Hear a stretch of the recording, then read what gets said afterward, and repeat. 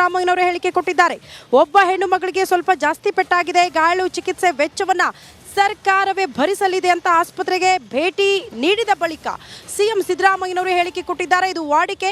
CM ಸಿದ್ದರಾಮಯ್ಯನವರು ಕೊಟ್ಟಿರೋದು ಅಂದರೆ ಎಲ್ಲ ಖರ್ಚು ವೆಚ್ಚವನ್ನು ಸರ್ಕಾರವೇ ನೋಡಿಕೊಳ್ಳುತ್ತೆ. ಅಂದರೆ ಇಂಥ ಅವಘಡಗಳಾದಾಗ, ಇಂಥ ಘಟನೆಗಳು ಸಂಭವಿಸಿದಾಗ ಇದರ ಖರ್ಚು ವೆಚ್ಚವನ್ನು ಸರ್ಕಾರವೇ ಭರಿಸಬೇಕು. ಅದು ಅಧಿಕೃತವಾಗಿ ಸಿಎಂ ಸಿದ್ದರಾಮಯ್ಯನವರು ಆಸ್ಪತ್ರೆಗೆ ಭೇಟಿ ಕೊಟ್ಟ ಬಳಿಕ ಈ ಹೇಳಿಕೆಯನ್ನು ಕೊಟ್ಟಿದ್ದಾರೆ. ಹೆಣ್ಣು ಮಕ್ಕಳಿಗೆ ಸ್ವೀಸ್ ಫ್ರಮ್ ಮೈಸೂರು ಅವರು ಮಾತ್ರ ಸ್ವಲ್ಪ ಜಾಸ್ತಿ ಲೇಟಾಗಿದೆ.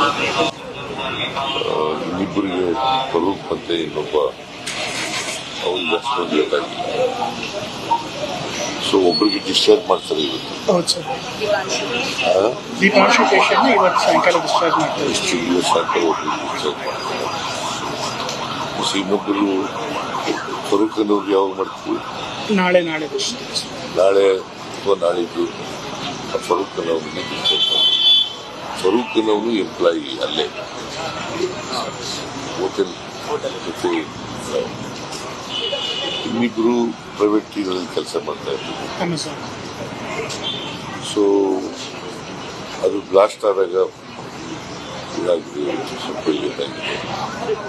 ಐಸಿಯುನಲ್ಲಿ ಒಬ್ಬರೇ ಇರೋದು, ಸ್ವರ್ಣಾಂಬ ಎಲ್ಲ ಟ್ರೀಟ್ಮೆಂಟ್ ಎಲ್ಲ ಕೊಡ್ತಾ ಇದ್ದಾರೆ. ಅವ್ರಿಗೆ ಬೆಸ್ಟ್ ಅವೈಲಬಲ್ ಟ್ರೀಟ್ಮೆಂಟು ಕೊಡಿ ಅಂತ ಹೇಳಿದ್ದೀನಿ. ಚೆನ್ನಾಗಿ ರಿಕವರ್ ಆಗ್ತಾ ಇದ್ದಾರೆ.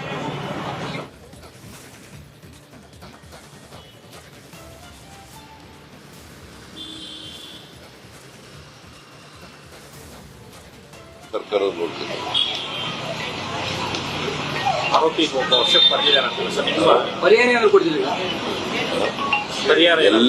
ಎಲ್ಲ ಟ್ರೀಟ್ಮೆಂಟ್ ಎಲ್ಲ ಕೂಡ ಸರ್ಕಾರನೇ ಭರಿಸ್ತದೆ.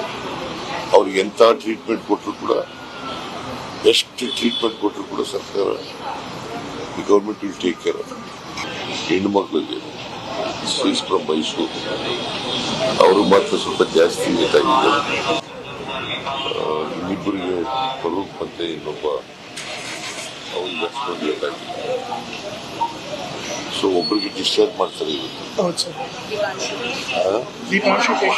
ಸಾಯಂಕಾಲ ಒಬ್ಬರಿಗೆ ಡಿಸ್ಚಾರ್ಜ್ ಮಾಡ್ತಾರೆ.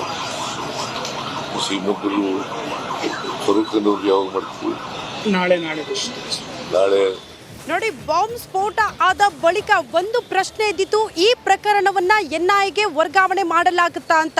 ಬಟ್ ಇವತ್ತು ಸಿಎಂ ಸಿದ್ದರಾಮಯ್ಯನವರು ಆಸ್ಪತ್ರೆಯ ಭೇಟಿ ಬಳಿಕ ಒಂದು ಕ್ಲಿಯರ್ ಆಗಿ ಹೇಳಿರುವಂಥದ್ದು, ಈ ಪ್ರಕರಣವನ್ನ ಎನ್ಐಎಗೆ ಹಸ್ತಾಂತರ ಮಾಡಲ್ಲ ಅನ್ನೋದನ್ನ ಬಹಳ ಸ್ಪಷ್ಟವಾಗಿ ಸಿಎಂ ಸಿದ್ದರಾಮಯ್ಯನವರು ಇಲ್ಲಿ ಪ್ರಸ್ತಾಪ ಮಾಡಿದ್ದಾರೆ. ಅದಕ್ಕೆ ಕಾರಣವನ್ನ ಕೂಡ ನೀಡಿದ್ದಾರೆ.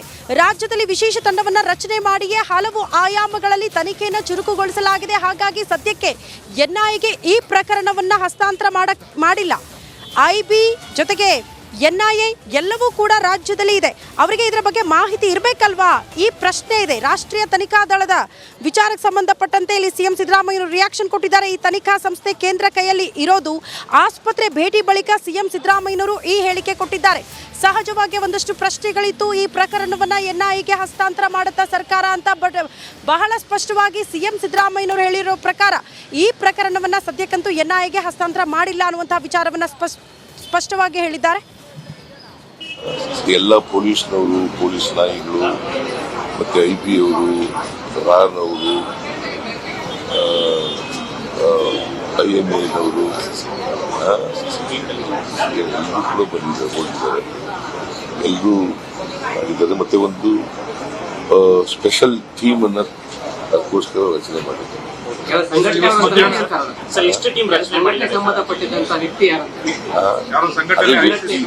ವ್ಯಕ್ತಿ ಗೊತ್ತಾಗಿಲ್ವಲ್ಲಪ್ಪ. ಇನ್ನ ಅವ್ರು ಮತ್ತೆ ಅರೆಸ್ಟ್ ಆದ್ಮೇಲೆ ತಾನೇ ಗೊತ್ತಾಗೋದು ಯಾರು ಏನು ಅನ್ನೋದು.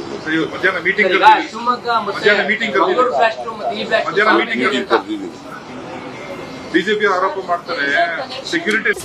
ಈ ಎಲ್ಲ ಬೆಳವಣಿಗೆಗೆ ಸಂಬಂಧಪಟ್ಟಂತೆ ರಾಜ್ಯದಲ್ಲಿ, ಈ ವಿಚಾರಕ್ಕೆ ಸಂಬಂಧಪಟ್ಟಂತೆ ರಾಜ್ಯದಲ್ಲಿ ಇಸ್ಲಾಮಿಕ್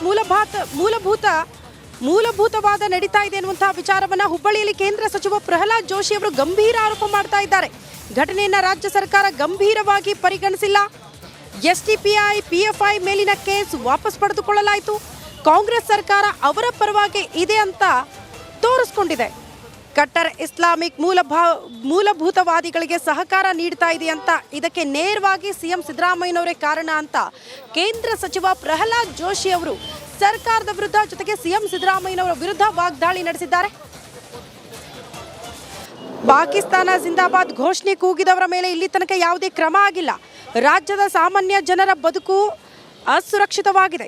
ಉಗ್ರರಿಗೆ ಕರ್ನಾಟಕ ಸ್ವರ್ಗವಾಗಿದೆ. ಇದೆಲ್ಲದಕ್ಕೂ ಕಾರಣ ಸಿಎಂ ಸಿದ್ದರಾಮಯ್ಯನವರು ಅನ್ನೋ ಮೂಲಕ ವಾಗ್ದಾಳಿ ನಡೆಸಿದ್ದಾರೆ.